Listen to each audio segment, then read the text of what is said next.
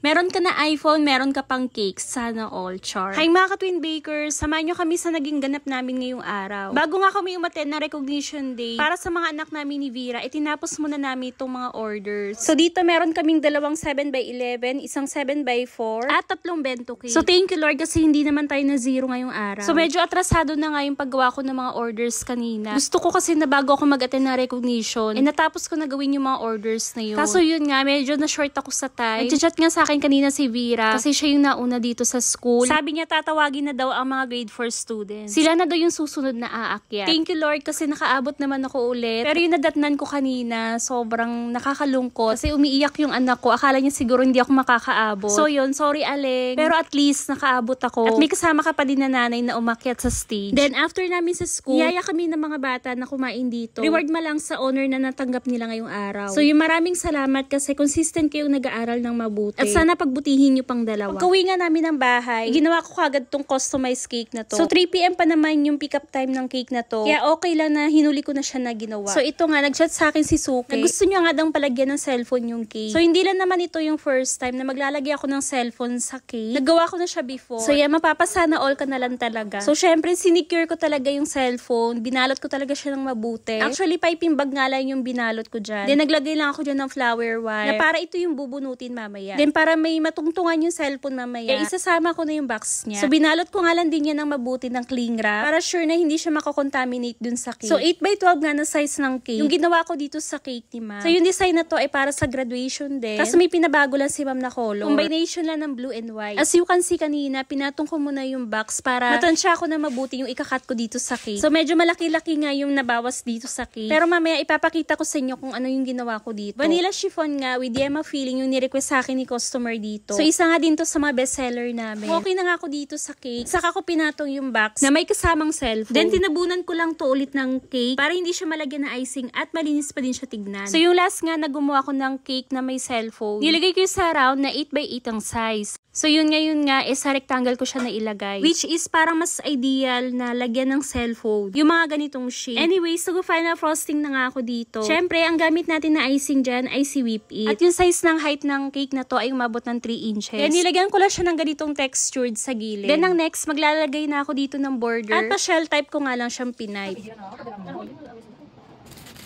Dito maglalagay ako ng color blue. Gumamit ako ng liquid food color ng Neko. Then dito ko nalandin siya minik sa piping bag. So ginaya ko na nga landing kung ano yung nasa inspo design ng cake ni ma'am. At sa paglalagay ng mga design, wala akong ginamit na piping tip. Binutasan ko lang na maliit yung piping bag. For the sulat na nga tayo dito ng dedication. Sobrang ingat ko nga dyan magsulat kasi ayoko naman na magkamali. Kasi pag nagkamali ka, hindi na siya malinis tignan. At buti naman successful yung ginawa kong dedication dito. At para naman sa ibang details ng cake na to, minano-mano ko din siya na din drawing.